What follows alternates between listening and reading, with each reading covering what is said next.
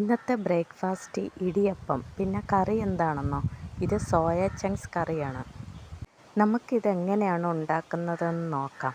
അതിനിടയിൽ ഞാൻ ഇടിയപ്പം റെഡിയാക്കിയിട്ടുണ്ട്.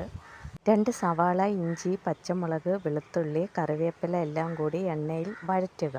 നന്നായി വഴന്നു വരുമ്പോൾ പൊടികൾ ചേർക്കാം. മഞ്ഞൾപ്പൊടി, മുളക് പൊടി, മല്ലിപ്പൊടി, ഗരം മസാല ഇവയെല്ലാം ഇട്ട് നന്നായി വഴറ്റിയെടുക്കുക.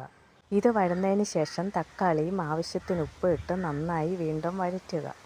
ഞാൻ ചെറിയൊരു ഉരുളൻകിഴങ്ങും കൂടെ ചേർക്കുന്നുണ്ട്. സോയ ചങ്ക്സ് തിളച്ച വെള്ളത്തിൽ ഇട്ട് ഒരു അരമണിക്കൂർ കുതിർത്ത് വെക്കണം. വലുതാണെങ്കിൽ ചെറിയ കഷ്ണങ്ങളാക്കി നന്നായി കഴുകി വരണം.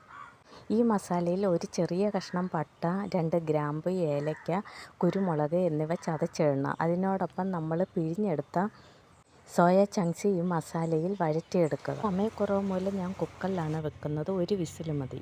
വീഡിയോ ഇഷ്ടമായ സപ്പോർട്ട് ചെയ്യണേ. ബൈ.